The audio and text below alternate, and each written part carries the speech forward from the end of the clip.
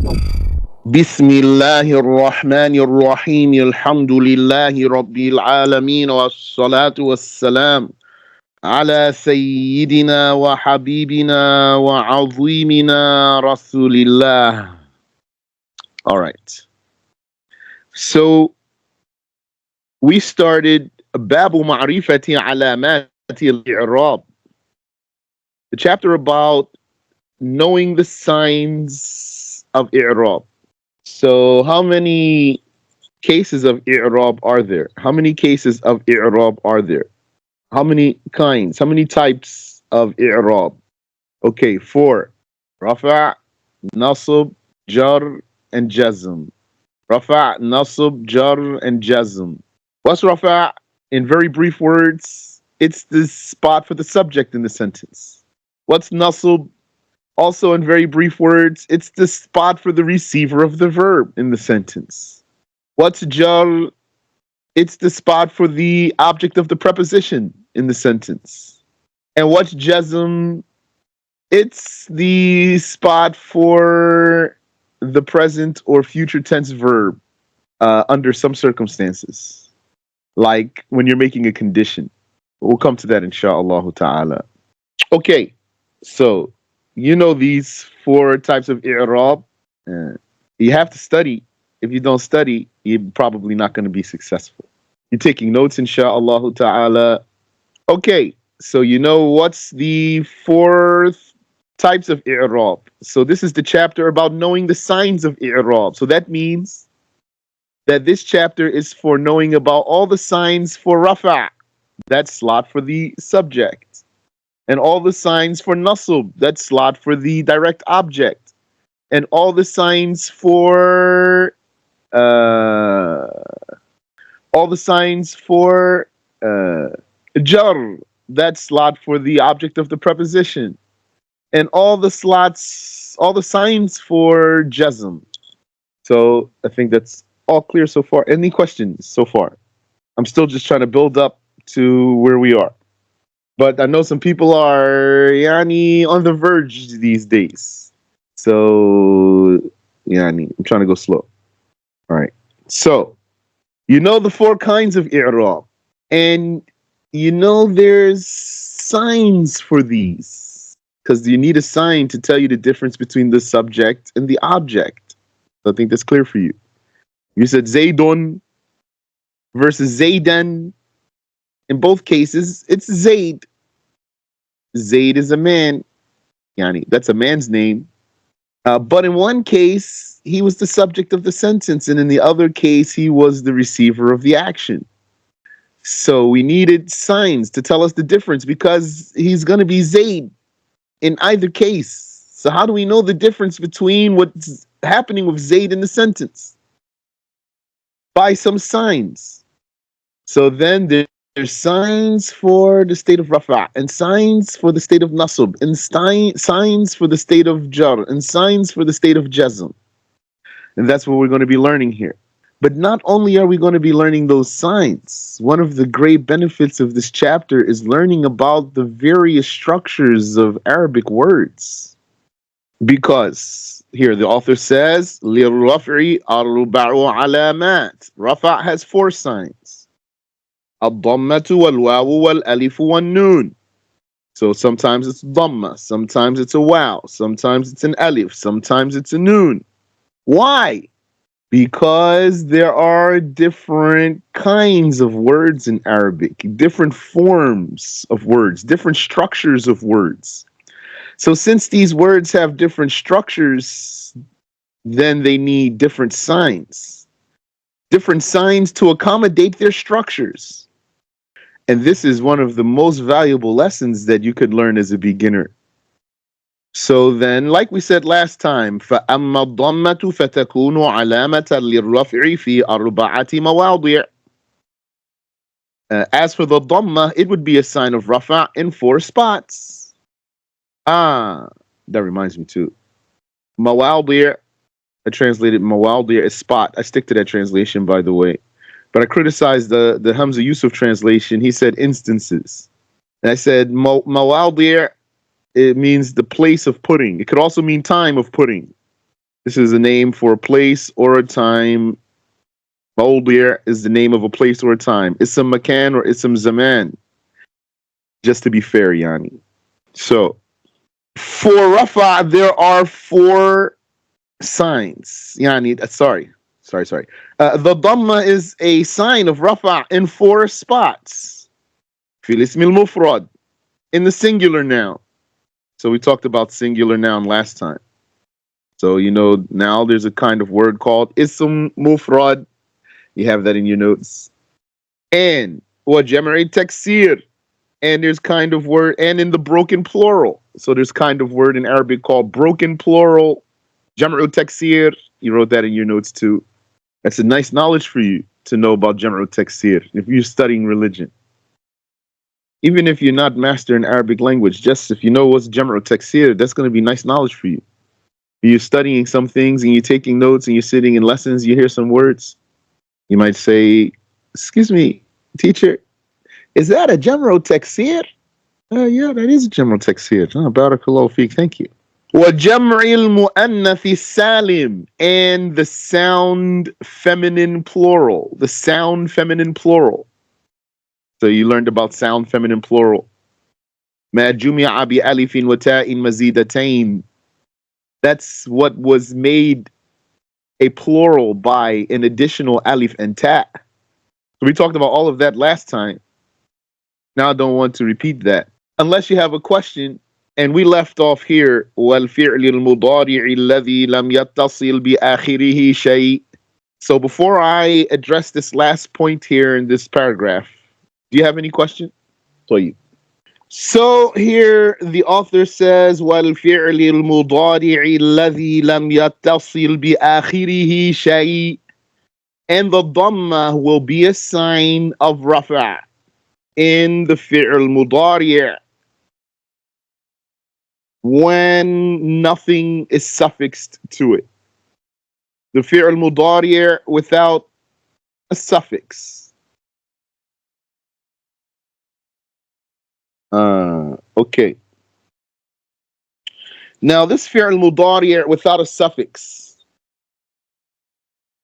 I want to unravel this for you a little bit, and let me actually pull up a blank screen. Hold 1 second here. Okay.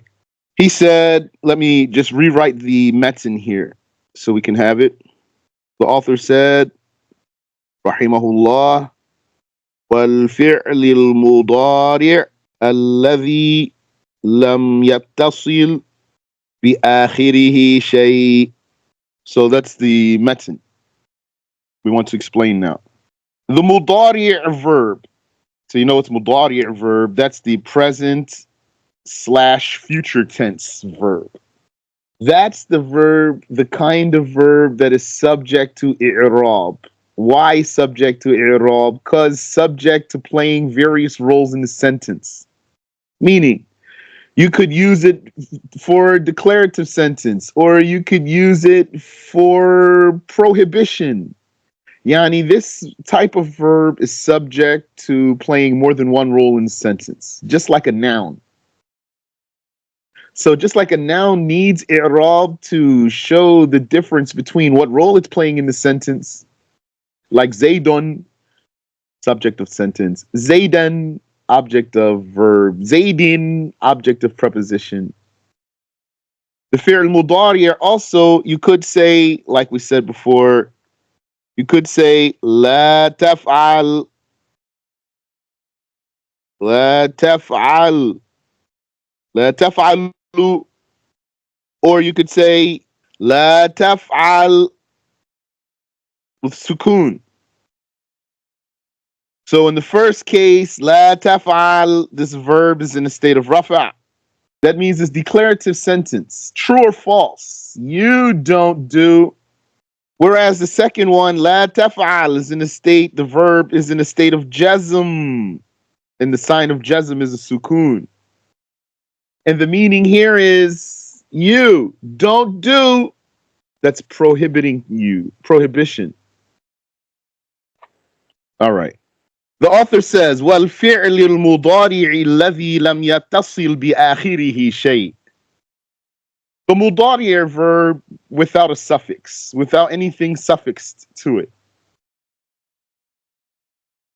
If it were in a state of rafa', then the sign of rafa' is going to be a Dammah, as you see here.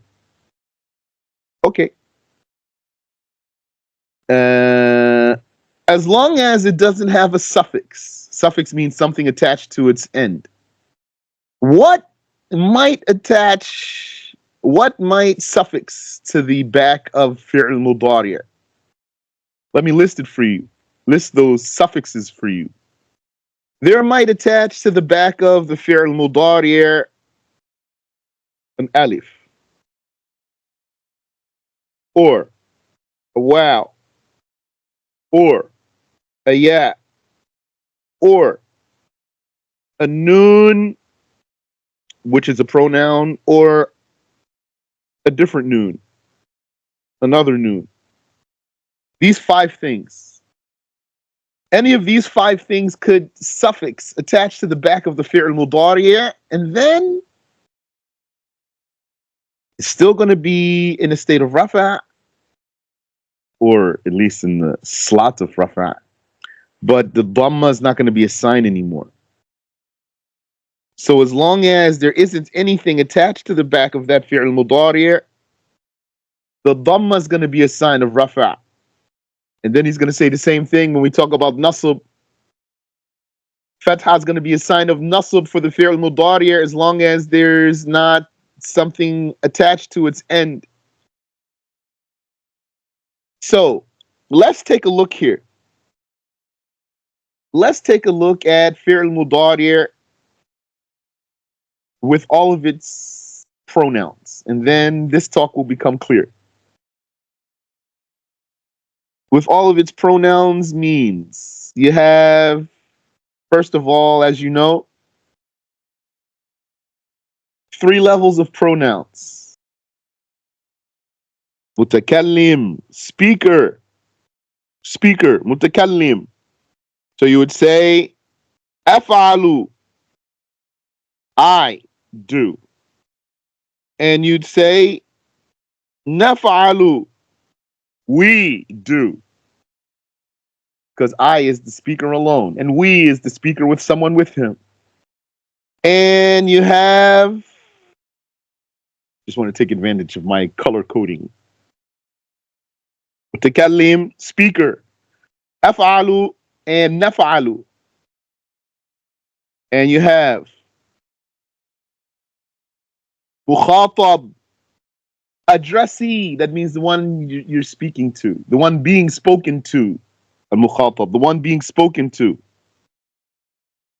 So you say, anta taf'alu, and antuma taf'alan, and antum taf'alun, and anti taf'alin, and antunna taf'alna.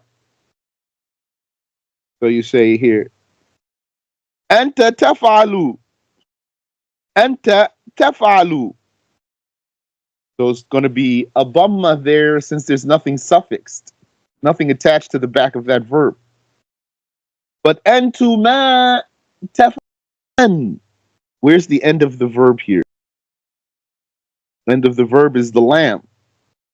Last letter of the verb is the lam. Here, and here, and here, and here.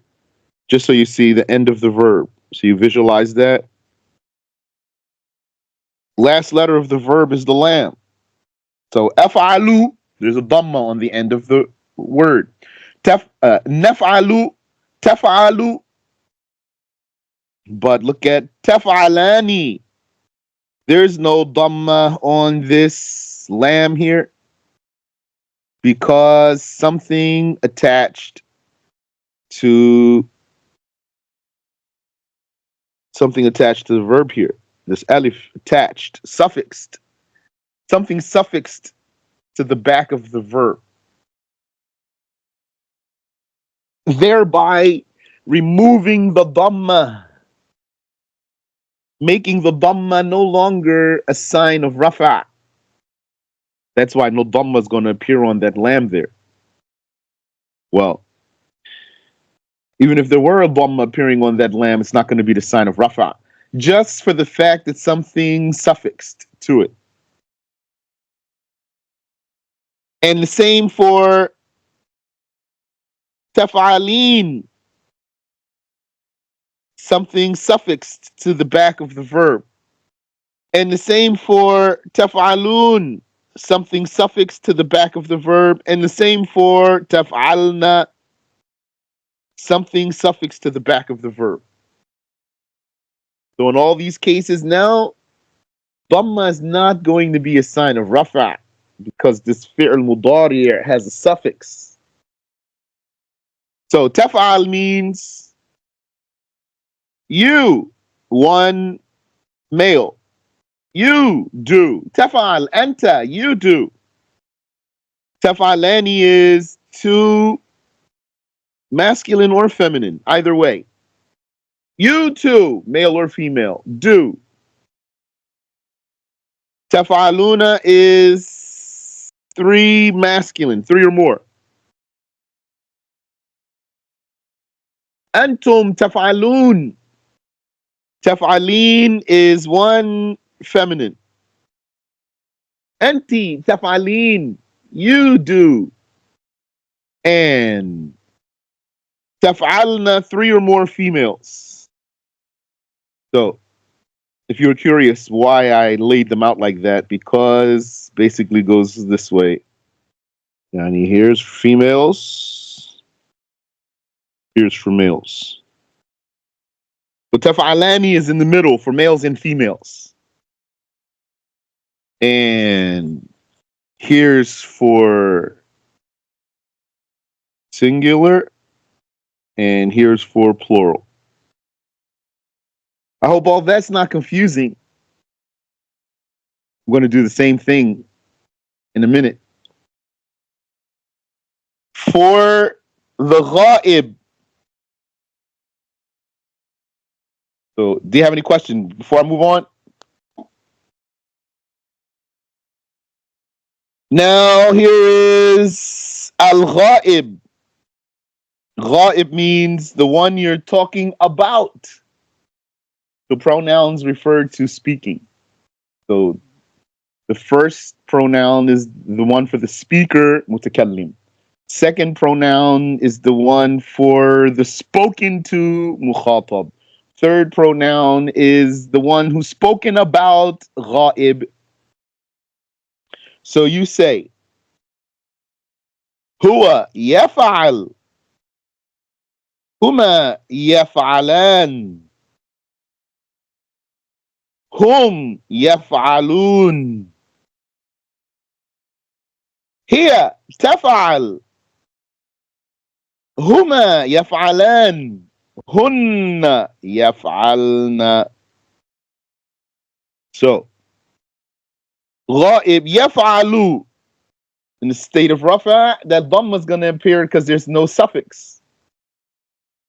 Huwa yaf'alu, and hiya taf'alu.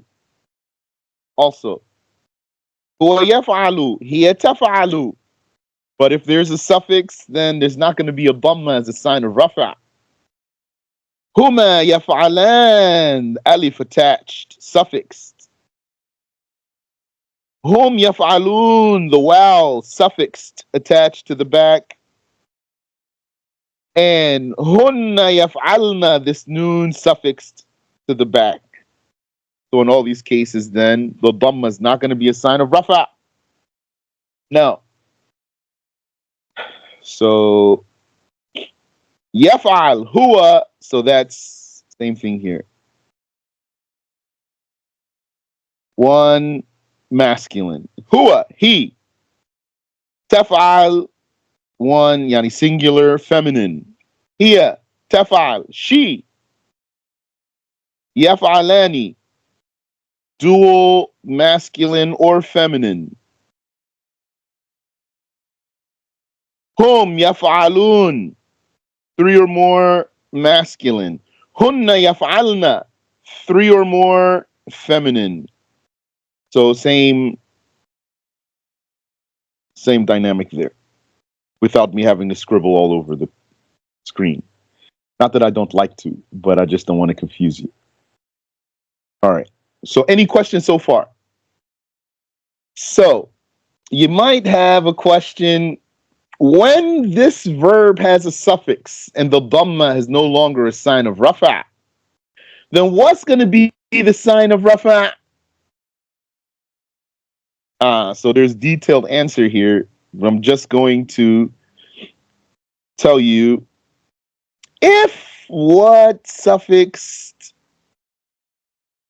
is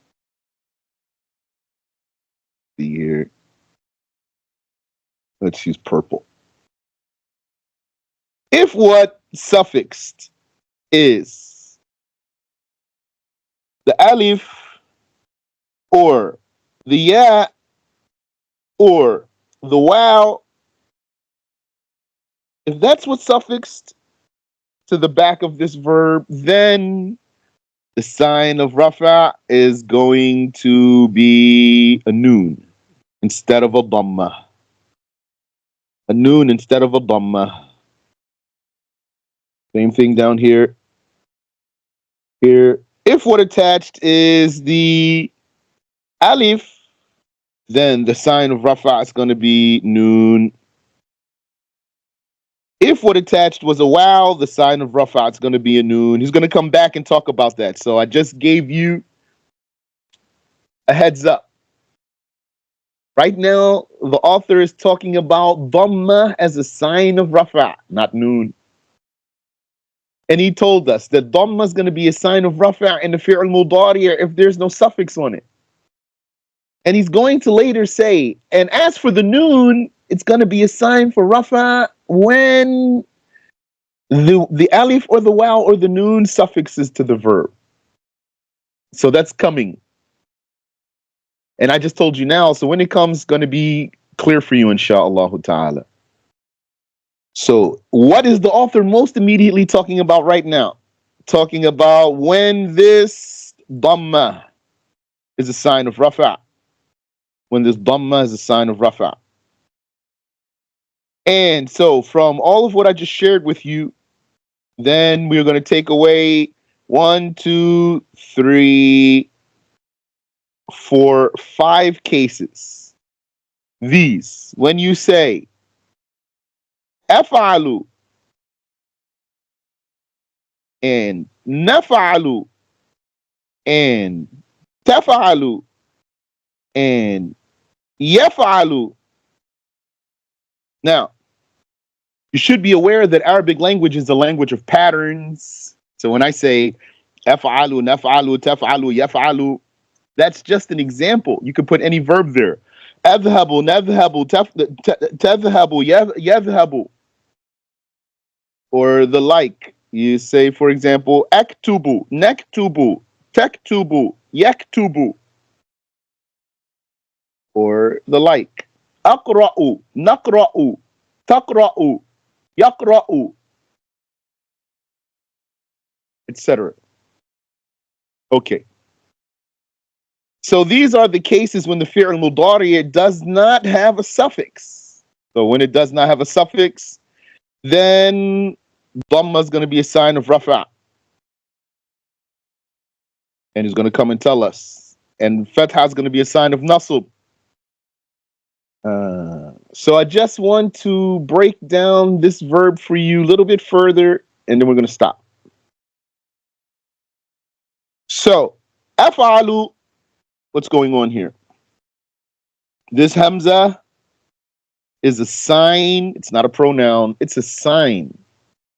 Alama. It's a sign for the single speaker. It's a sign for the single speaker. When I studied in an American university and they were offering Arabic courses, the professor told us that this is a pronoun. He told us the first letter in the fi'l mudari is a pronoun. That's untrue. So this first letter here in this case is a sign for the single speaker. And this Dammah here is the sign of Rafa'. And when you say naf'alu, then this noon right here is the sign for the speaker with someone with him. So af'alu means I do. Naf'alu means we do. Let me go down underneath here. Yaf'alu. This ya is a sign for the single one spoken about. The single one who's spoken about. Yaf'alu, he does. And this last one here, taf'alu. This ta is either, yani there's two ways to take this verb here. This ta is either for the single one spoken to. You, masculine. You do, taf'alu. You do. Or it's for the single female spoken about. Taf'alu, she does. Here. And as for yani the fa, ayn, lam, those are the root letters. Fi'l. Fi'l is an action. So that's my explanation for you for when the author said وَالْفِعْلِ الْمُضَارِعِ الَّذِي لَمْ يَتَّصِلْ بِآخِرِهِ شَيْءٍ, and the mudari' verb without a suffix. Yani I think I'm able to make the translation in English briefer than the Arabic. Sometimes happens, not usually. Usually the English translates into more words than the Arabic, but sometimes you could translate the English with fewer words than the Arabic. It still gives the meaning. So wallahu alam, we'll stop there. Should we take a look at Hamza Yusuf's document? Let's see. So here is Hamza Yusuf's translation. So the way he said it was the verb in the imperfect, So that's what he means by mudari'. Imperfect here means not determining a particular time. Could be ongoing or something else. I don't usually use it personally just because I feel like it's not clear for someone who's not understanding grammar in the first place, even English grammar. So the verb in the imperfect, he says, free of agents. So this part, free of agents, like we said, it's actually not even in the Arabic. Put it there, perhaps for clarity. Free of agents, mujarrad ani nasibi wal jazim, or mujarrad ani al-awamil. It's not in the metin. Last time I said min, so I know it actually is an. Mujarrad an al-awamil. He says, and having nothing at its termination. Yani, termination means end. So he means the end of the word. Having nothing at its termination. So I feel like it's not very strong, personally. And then, for clarity, he put, such as the feminine noon, yaf'alna, taf'alna, that I showed you, or the noon of confirmation that I didn't show you in an example. I didn't show it to you in an example.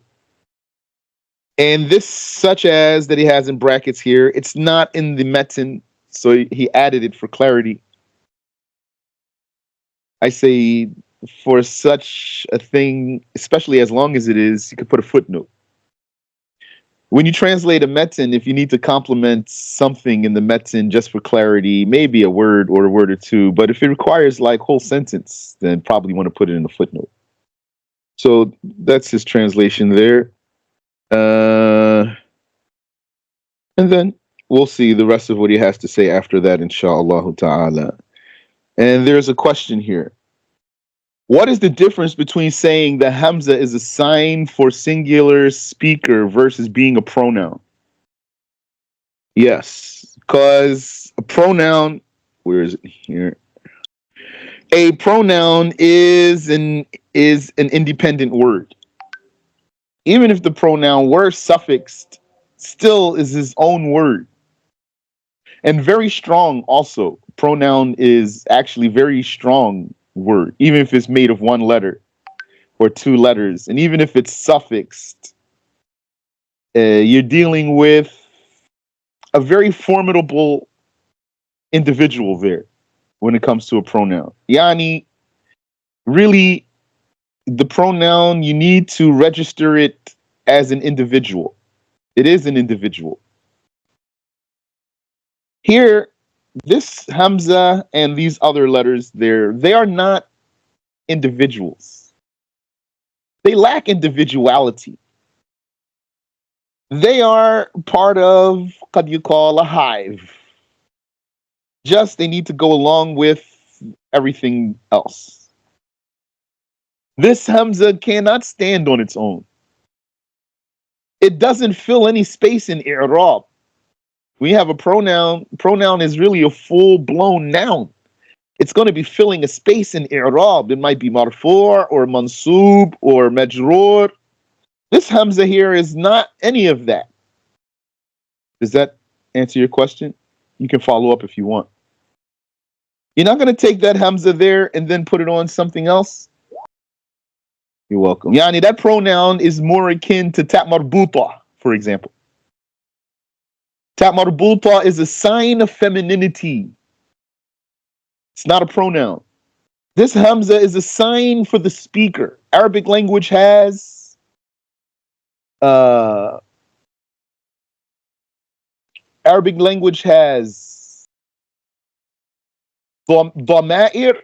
pronouns that happen to be in the form of single letter. But that's very strong word though. Just because it's one letter doesn't make it weak. And Arabic language also has huruf, ma'ani, particles that also sometimes are just single letter, but it's a particle. It also is a word, full-fledged word in its own right. Like Hamza of question, or hal for question, or wow for conjunction. Even take out hal, because hal is made of two letters. I'm trying to make a point to you about something made of one letter. Arabic language has pronouns made of one letter. Very powerful words though. Yani, very formidable individual. This pronoun made of one word. Don't underestimate his might. Arabic language also has particles made of single letter. They are also individual words in their own right, like the wow for conjunction, or the lam that means for, or the hamza that's for a question. And Arabic language has alamat, signs. Sign, it does have a meaning, but its meaning is too interdependent. It is too dependent, not independent. So dependent, the meaning of a sign is so dependent that the sign is unable to register as an individual word in its own right.